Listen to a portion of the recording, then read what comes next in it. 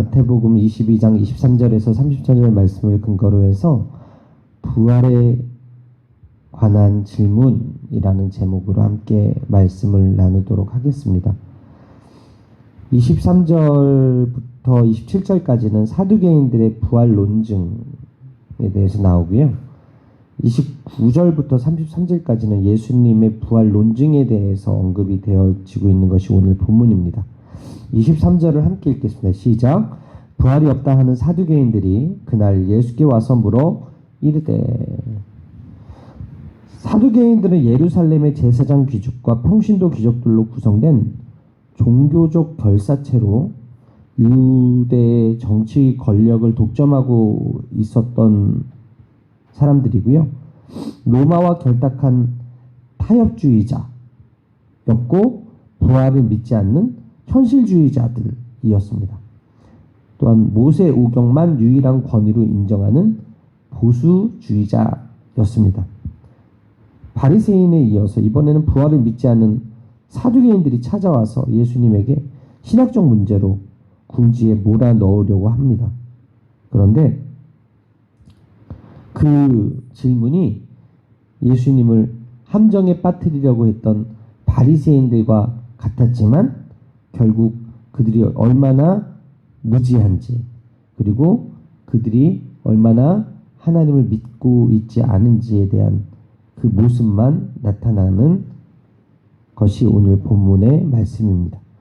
모세오경만 정경으로 인정하던 사두개인들은 모세오경에 부활의 근거가 없다는 이유를 내세웠어요. 그래서 부활을 믿지 않은 사람들이었어요. 세금 문제 같은 정치적인 질문으로 예수님에게 올가미를 씌우려고 했던 사두개인들은 이것이 실패하니까 이제는 종교적인 올가미를 준비해서 예수님께 질문을 하고 있는 거예요.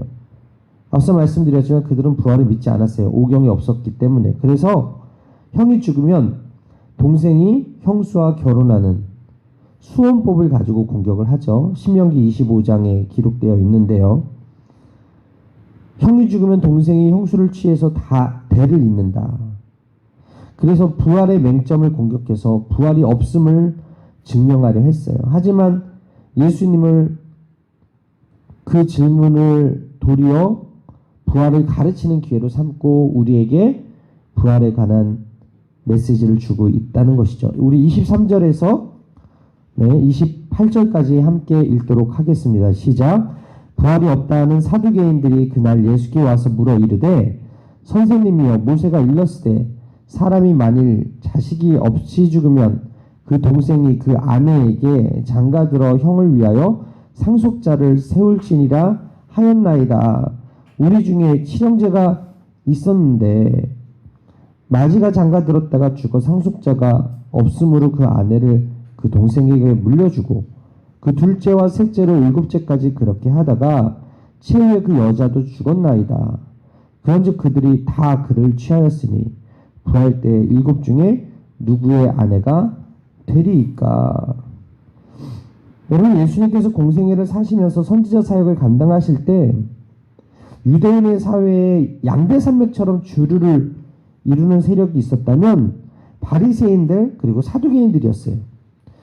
이 사람들은 종교와 정치 분야에서 경쟁하듯이 주도권 싸움을 하고 있었는데 서로가 본질적으로 달라서 그러는 게 아니라 둘 다 지극히 현실적이고 육신적인 유익이나 문제를 중시했기 때문에 사사건건 갈등이 있었거든요. 충돌했거든요. 현세주의자로 남부럽지 않은 호사와 기득권을 누렸던 두 무리 바리새인 그리고 사두개인들이었다. 세상에 길들여진 그들에게 부활은 있어서는 안 되는 거였어요. 왜? 부활의 메시지는 오경에도 없고 부활은 죽은 이후의 내세이기 때문에 현세가 중요했던 이들한테는 부활이 필요가 없는 거였다는 거예요. 이것은 죄와 무지 가운데 있는 인생의 모습을 의미하는데 사두개인들은 육체적이고 물질적인 사고에 빠져서 여기가 좋사오니 하고 있는 거예요. 그들은 스스로 대단한 일을 한 것처럼 의기양양이 있을지 모르지만 우리는 여기서 이들이 얼마나 무지한지를 알게 되는 것이죠. 하나님을 믿는다고 하면서 현세적인 것만 추구해요. 영적인 하나님을 믿는다고 하면서 영이신 하나님께서 부활을 준비했다고는 믿지 못하는. 그러니까 영적인 세계와 육체적인 세계의 질서는 완전히 다른 차원이라는 사실을 모르고 엉뚱한 질문을 던지고 있는 거예요. 우물한 개구리죠. 그렇기 때문에 우리는 물질적인 사고로 영적인 일을 판단하고 생각하면 안 돼요. 여러분 지금도 기적이 일어납니다. 우리가 영적으로 영으로 기도하면 하나님이 들으시고 이 현세적으로 하나님이 역사하셔서 못 고칠 병이 고쳐지는 하나님의 기적은 지금도 기도하는 사람들을 통해서 이루어지고 있어요. 믿으시면 아멘. 기도가 영적인 행위잖아요. 그러다 보니까 쉽지 않죠. 여러분 밥 먹는 건 육적인 행위예요. 우리가 배가 고프면 밥을 먹는 건 육적인 행위지만 영이 살기 위해서 기도하라는 것이죠. 영적으로 우리가 죽어있던 우리에게 하나님께서 찾아오셨잖아요. 그래서 우리가 영으로 사는 존재들인데 기도하지 않으면 호흡이 끊어진 거기 때문에 우리에게 늘 쉬지 말고 기도하라라고 말씀하고 있는 거 아닙니까? 그런데 영적인 일을 하는 바리새인들이라고 하고 사두개인들이라고 하면서 부활에 대해서 제대로 알지도 못하면서 예수님께 공격하고 있는 이런 모습들. 이게 얼마나 어리석은 일입니까? 그런데 이것은 사두개인의 문제만 아니라 우리 믿는 사람들의 범한 오류일 수도 있다. 예를 들면 주일 성수에 관련해서 마가복음 2장 27절에 예수님께서 이렇게 가르쳐 주셨거든요. 안식일이 사람을 위하여 있는 것이요 사람이 안식일을 위하여 있는 것이 아니라. 어떤 사람은 이 말씀을 오해해서 안식일이 사람을 위하여 있는 것이다. 사람이 안식일을 위하여 있는 것이 아니다. 그러니까 안식일을 지키기 어려운 형편이면 못 지킬 수도 있지. 거기에 얽매이면 안 된다. 율법주의다.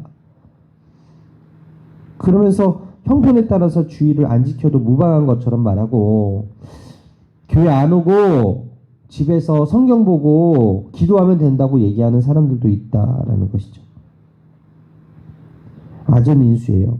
안식일이 사람을 위해서 있다는 것은 안식일을 통해서 쉼과 안식을 얻고 예배를 통해서 생명의 은혜를 덧입고 하나님의 말씀을 통해서 위로와 소망과 평안을 누리기 때문에 안식일을 거룩하게 구별해서 지키라고 하는 건데 죄와 무지 속에 있는 인생은 주일날 돈 벌러 가도 된다는 거예요.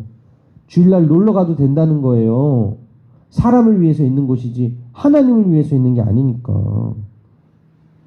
물론 주일을 지킴으로 인해서 생명의 위협을 당하거나 심각한 문제를 유발할 수 있다면 문제가 다르겠죠. 예를 들어서 예수 믿는다고 하는 사람들 죽이려고 공산당이 쳐들어와서 교회 앞에서 지켜 서 있다던가 병이나 상처가 나서 곧 죽을 지경이라던가 위급한 상황이라던가 오늘 일하지 않으면 당장 굶어 죽을 지경이라던가 하는 경우와 같이 정말 안식일을 지키면 죽을 형편이라면 당연히 안 지킬 수가 있겠지만 지금 이 시대는 어떤 시대예요?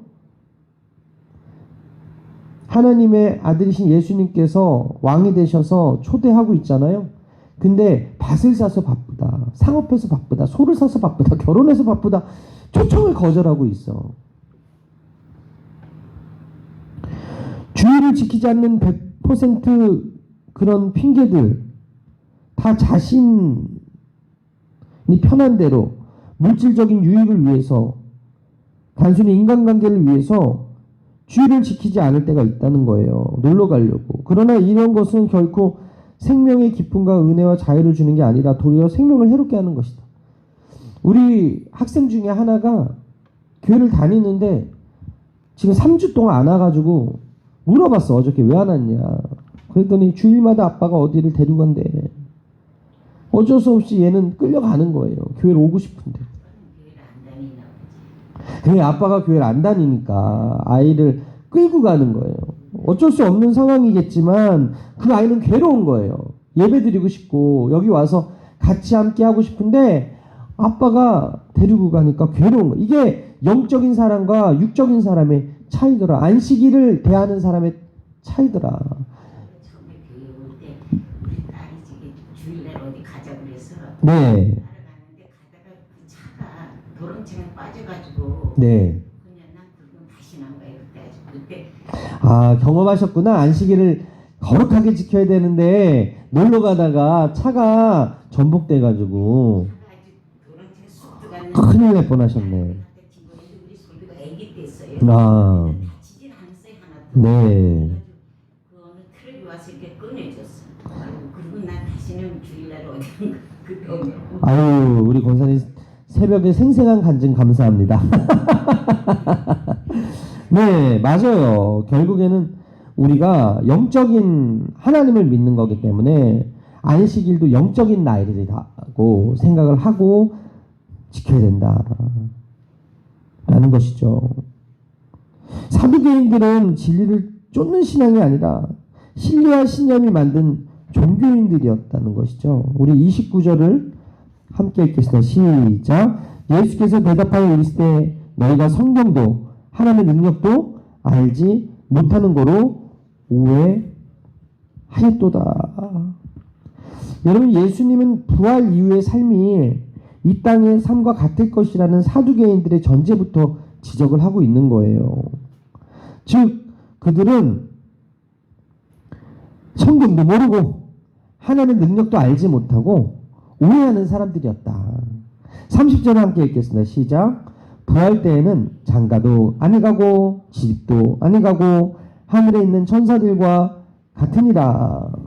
여러분, 부활의 때 천사들처럼 다시 죽지도 않고 결혼하지도 않는다. 따라서 더 이상 가족관계는 없고 모두 하나님의 자녀로만 살 거고 결혼이 필요 없을 만큼 서로 깊고 친밀한 관계를 누릴 것이다. 우리가 현세적인 생각으로 부활을 상상하면 안 된다는 거예요. 사두개인들은 예수님께 어리석은 질문에 대한 예수님의 답변, 즉 부활에 대한 오해를 풀어주고 계시는데 하나님의 능력을 알지 못한다고 하시면서 책망하셨어요. 일단은 하나님의 능력을 알지 못하고 부활을 부정하고 있다는 것이죠. 현세주의자들은, 사두개인들은 물질적, 육체적, 경험적 사고에 빠져서 부활이 말이 안 된다는 거예요. 그러나 하나님은 전능하신 하나님이에요. 믿으시면 아멘. 말씀으로 창조하신 하나님이에요. 믿으시면 아멘. 우주 만물을 지금도 통치하시고 다스리고 절대 주권으로 함께하고 계신 분이에요. 믿으시면 아멘. 영적인 분이에요. 영원히 존재하신 하나님이에요. 그렇기 때문에 하나님 안에는 영원한 생명이 있고 죽은 자를 부활시키는 것은 하나님께는 식은 죽 먹기보다 쉬운 거예요. 그래서 예수님께서 죽은 나사로를 살리고 백부장의 딸을 살리고 그러잖아요. 부활을 못 믿는 것은 단지 그들의 죄와 무지와 무능력 때문에 그렇지 하나님한테는 문제될 게 없다는 거예요. 말씀으로 천지를 창조하신 분이 지금도 못 살리겠냐라는 거지. 그러면서 그들의 주장이 문제가 되지 않는 이유를 말씀해 주시는데 지금과는 완전히 다른 차원의 세상으로 결혼 제도가 필요 없다는 것이죠. 당연히 여기선 남자와 여자가 만나야 돼. 사랑을 해야 돼. 생육하고 번성하고 이 땅에 충만하라는 지상 명령을 받은 사람들이기 때문에 서로 돕고 의지하면서 살기 위해서 반드시 필요한 제도가 남자와 여자가 만나서 결혼해서 한 가정을 이루는 거예요. 그런데 천국에서는 죽지 않아요. 생육하고 번성할 필요도 없어요. 하나님이 완전하셔서 그곳에 기쁨과 행복이 있기 때문에 남녀 간의 사랑을 통해서 기쁨을 추구할 필요도 없고 서로 돕고 의지할 필요도 없어요. 천국에서의 육체는 영화로운 육체로 천사와 같아서 성적인 구별 자체가 없다는 거죠. 그러면서 주님은 성경을 통해서 부활의 정당성을 말씀하시는데 31절 32절 함께 읽겠어요. 시작. 죽은 자의 부활을 논할진대 하나님이 너희에게 말씀하신 바 나는 아브라함의 하나님이요 이삭의 하나님이요 야곱의 하나님이로다 하신 것을 읽어보지 못하였느냐. 하나님은 죽은 자의 하나님이 아니요 살아있는 자의 하나님이시라 하시니. 여러분, 이게 무슨 말입니까? 산자의 하나님이라는 거예요. 아브라함의 하나님이었다. 이삭의 하나님이었다. 야곱의 하나님이었다. 그리고 지금 너의 하나님이다가 아니라 아니 현재형으로 이야기를 하고 있는 거예요. 아브라함의 하나님, 이삭의 하나님, 야곱의 하나님은 이건 출애굽기 3장 6절 말씀이거든요. 모세를 부르실 때 당신을 소개하실 때 하신 말씀인데 모세 당시 아브라함과 이삭과 야곱은요 벌써 몇백 년 전에 죽은 사람들임에도 불구하고 현재 진행형으로 나는 아브라함의 하나님, 이삭의 하나님, 야곱의 하나님이다 라고 말씀하고 있는 거예요. 과거형으로 얘기하는 게 아니라 현재 진행형으로. 여러분 몇백 년 전에 죽어서 없어진 그 사람들, 그들이 없어졌다면 하나님께서 그렇게 말하지 않았을 텐데 현재 진행형으로 말씀하신 것은 비록 그들의 육체적으로는 죽었지만 살아있다는 것을 의미하죠. 예수님은 사두개인들이 성경을 들먹이면서 말하니까 성경을 통해서 반박하심으로 꼼짝 못하게 만드셨다. 그렇기 때문에 오늘 말씀을 기억하면서 우리가 점검해야 될 것은 우리 인생이 얼마나 죄와 무지와 한계 속에 있는지를 기억하게 되기를 바랍니다. 말씀 앞에서 내가 편협하게 말씀을 보고 있다면 하나님 나의 영의 눈을 열어서 주의 기이한 것을 보게 해 주십시오. 영적인 세계를 감당함에 부족함이 없도록 오늘도 성령으로 충만해서 하나님의 기이한 기사와 이적을 나타내 보여주십시오. 주님 앞에 엎드리는 은혜가 여러분들에게 있게 되기를 바랍니다. 인간은 육신의 몸을 입고 있기 때문에 우물한 개구리가 될 수밖에 없어요. 하나님은 보이지 않아. 근데 살아계시는데도 불구하고 많은 사람들이 이 생의 자랑, 육신의 정욕, 안목의 정욕을 쫓아 사는 이유가 무엇입니까? 육신이 썩으면 없어지고 끝이다라고 생각하는 무신론에 빠져있기 때문에 그래요. 인간은 계속해서 육체적인, 물질적인 사고에 빠져서 세상에서 편하고 물질적, 육체적으로 유리한 쪽으로 생각하며 살아요. 하나님 말씀 듣기를 거절하고 하나님 말씀 들어도 아전인수격으로 해석해. 자기 편한 대로 생각해. 그건 결코 하나님이 원하시는 것이 아니다라는 것이죠. 오직 성령의 능력을 덧입어서 하나님 말씀을 바르게 알고 따라감으로 인해서 생명의 길, 진리의 길로 잘 달려가는 은혜가 우리에게 있게 되기를 주님의 이름으로 축원합니다. 돈을 버는 거 중요합니다. 그러나 하나님의 말씀이 앞서야 된다는 거예요. 출애굽한 이스라엘 백성들에게 하나님께서 먼저 만나를 내려주시고 그 만나가 언제 내렸어요? 새벽에 내렸어요. 새벽에 깨어 거둔 자들이 하루를 살 수 있었다는 거예요. 우리가 다 잠들어 있어요. 근데 이 새벽에 나와서 말씀 듣고 있는 여러분들은 하나님께서 사랑하세요. 할렐루야. 그리고 이 새벽에 말씀 듣고 영이 살아있는 여러분들은 그 영혼이 잘된 같이 범사가 잘 될 거고 강건한 축복의 주인공이 될 줄 믿습니다. 우리가 육을 입고 있지만 비록 육신의 일을 해야 되는 연약함이 있지만 그럼에도 불구하고 하나님께서 우리에게 주신 하나님의 말씀은 영적인 일을 생각하라는 거죠. 하나님을 생각하라는 거 아니겠습니까? 그래서 오늘 이 말씀의 거울 앞에서 여러분들이 오직 생명의 길, 진리의 길로 잘 달려가서 풍성한 하나님의 은혜를 누리는 여러분들의 삶이 되시기를 주님의 이름으로 축원합니다.